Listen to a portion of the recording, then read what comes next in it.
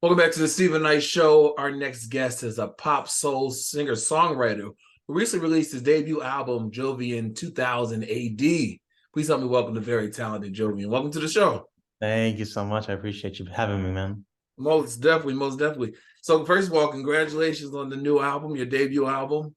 Let's take it back though. So, you're originally from Brooklyn, um, and you're Puerto Rican and Portuguese. So, Yeah, tell us how all of that contribute to the type of music and your style. that's a great question. Um, I would say New York for sure, obviously, birthplace of hip hop Yeah. is like the foundation in everything I do. Uh-huh. Um, but I would say, yeah, I think I didn't have internet till like really, really late in life. Hmm. So my exposure to music wasn't beyond like just Kanye, Eminem, Nelly, Linkin Yeah. Park. So I would say definitely more on just being in New York, definitely influences my sound a lot, just in the hip hop sense. And yeah, once I got into the internet, my mind kind of exploded. And like within the first month, I found The Weeknd, Tyler the Creator, and Frank Ocean, who are like obviously important artists for me. Um, Yeah. and then yeah, just having I went to acting school for 11 years, so that has a big influence on me as well. Yeah, most definitely. Now you I read that you did deal with some mental health challenges growing up. And so you're living proof of how you can come out of that. What were some of the things you did to combat those mental health challenges and to get to where you are today? Great question. Yeah, I think growing up, despite living in New York, I didn't have a lot of friends. So Mm. uh, a lot of outlets that I thought would be there weren't, which is great because like now, like New York is like pushes so many different arts on you, at least at the Yeah. time. So I was able to have a lot of outlets. But there was a specific time in 2013, I was sitting on the toilet and I had a thought of like, oh man, like I should get on Lexapro. And immediately I was like, yo, either I'm going to kill myself right now or I'm choosing happiness because there's no Yeah. way I'm going to be a slave to this, not only pharmaceuticals, but this faux sense of happiness when not only have I not achieved anything, but I haven't healed anything. It's kind of just a Mhm. band, but band-aids are physical. So it wasn't even a Right. band-aid. And in that Yeah. moment, I knew to choose happiness and I just trusted like whatever I was feeling. And no matter where you lie on the spectrum of your beliefs, Right. sure, most people believe we're more than just this, you know? So I Right. understood Yeah. that even though this is feeling something, I'm so much more than that. And Right. there is an outlet, an artistic outlet for every single sensation you feel. And like self-harm, drugs, alcohol is never the way. So I understood Mhm. that like immediately on that toilet seat. And I've just made sure, through the music, I am the living proof that there is Absolutely. the other side. Yeah, yeah. A lot happens on the toilet, like outside of doing that. But Yeah, thank you. I know that. 100%, 100%. So you said you went to acting school for 11 years. When did you know that you wanted to shift it to music? That's a great question. From 2009 to 2017, I was creating music all behind the scenes, Okay. acting, and I didn't drop my first song until 2017. So I knew that music was always going to be a big part of what I do.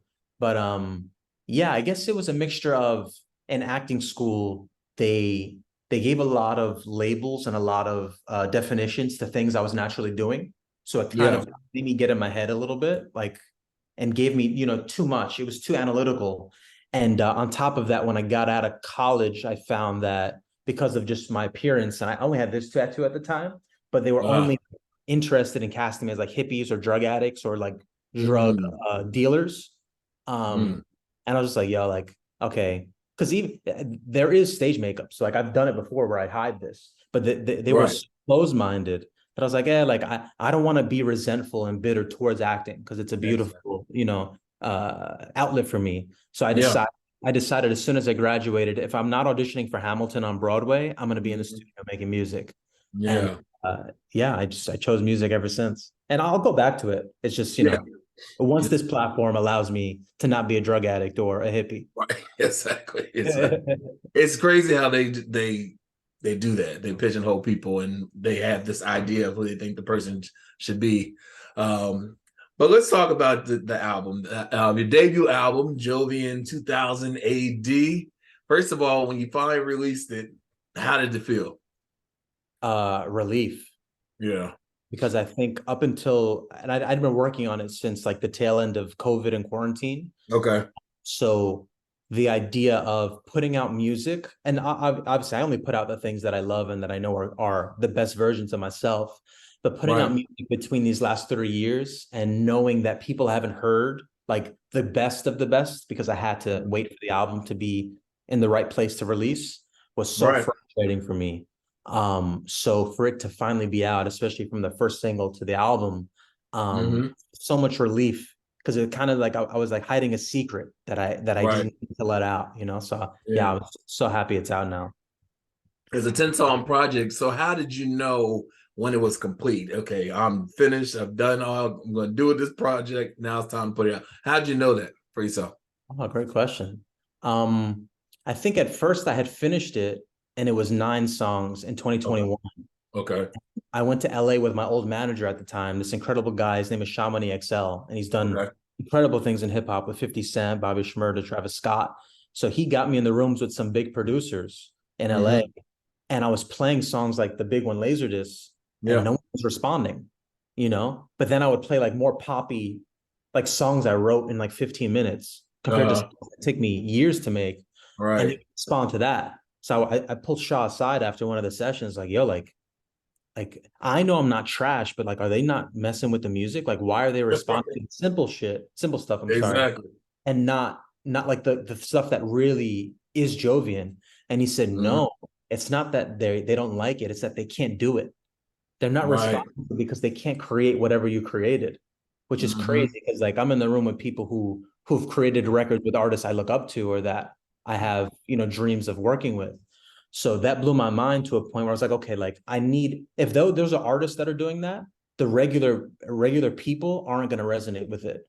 So I Yeah. went back and made another album that was more pop rap focused, just more simplistic, just to get my feet wet and get people to introduce to me. Um, Hmm. so then in doing that, I took some songs away and added some more songs into Jovian 2000 AD.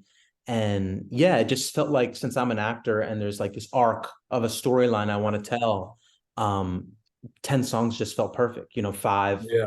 kind of like alternative R&B-ish and then five alternative hip hop. And I felt like Yeah. that perfect showcase of who I am and the story I want to tell. Awesome. Awesome. Well, I know your recent single is Ocean, and Yeah. you have the visuals for those they're out as well. Tell us about that single and why now put that one out. Yeah, it's a great question. I felt like the first two singles were like very strong and like Yeah. I feel like a lot of my music isn't necessarily music to just like sit back and vibe and like lose your mind to. A lot of my Mhm. music is like, you have to pay attention. So I Right. for the third single before the album dropped to have like a more, I don't like to use the word vibe, but like more of a track you could vibe to and just like very easy to act to Yeah. very accessible. So in turn, I wanted the music video to be more abstract. Yeah. So Yeah. that came from. But yeah, I love the idea of the only straightforward track on the album being this like plea to the moon, essentially like, Mhm. in that specific situation and others like it, there are times when we are really infatuated with someone, but like they're not attainable. So I love Right. the idea of like, that's like loving the moon because you could see it. Mhm. There's nothing you can Right. do. Yeah. Yeah. Most definitely. Most definitely. So it's out there. What do you want fans, listeners to know about you when they listen to that Tim track on the project? Mm, great question. What do I want them to know? Um, I guess ultimately, uh, I love the idea of share like one being vulnerable, which I don't have a choice in, like going to acting school, like either you're vulnerable or you get kicked out. So Exactly. I'm not choosing vulnerability, but I'm choosing for I'm showing people that it is a choice, one, Right. and Right. also showing people like, yo, like some of the crazy things that we think are alien, like a lot of people feel it and think it. And just reminding people, like, of course you're special, but a lot of your feelings aren't special. They're very universal. And there's Mhm. people there you can talk to or things that you can be supported by that Yeah. allow you to have outlets in those things. So I think that, and then ultimately just on the more ego side of things, like I just want people to be able to have access to like high taste level music where Hmm. the lyrics, the vocals, the rap, the flows, and the sonics, the instrumentals, and the way it's packaged is all at Yeah. such a high level that Hmm. I'm not sacrificing or compromising on anything just to show other people like, hey, you can enjoy other stuff. Not everything is so deep, but at the end of Exactly. the day, like this art stuff, it's not serious, right? Because we live in America, like we're not in some war-torn country, but also like Right. this is life. Like I would die if it wasn't for this. So like, Mhm. get your taste up and Right. oh, like, hey, here's music that is accessible. There's no drug, alcohol, gun violence degrading anything. Um, and it's still enjoyable and it's still like Yeah. something that is progressive. Absolutely. The album's titled Jovian 2000 AD. Where can we keep up with everything you have going on? I would say my main platform is Instagram. So it's just my Okay. name, Jovian, Jovian. I have a lot of stuff on YouTube that it's like goes beyond music, a lot of vlogs and kind of more into like the personal side of things that Okay. aren't so cinematic and stuff, which is Yeah, just yeah. Jovian. I know they have handles on there now, so it's Jovian Records. If that comes up, I'm not sure. And then yeah, TikTok is Jovian 2.0. And yeah, and you can just find it wherever you stream your music. It's just my name, Jovian. And yeah, my DMs are always open. I love talking to people, especially about, I mean, it doesn't have to be about the music, but I love talking about the music. And I answer everybody. No. All right. Well, listen, our thanks goes out to Jovian for joining us tonight. His debut album, Jovian 2000 AD. It's available wherever you buy your music. And for more information, you can go to our website, thestephennightshow.com. We'll be right back after this.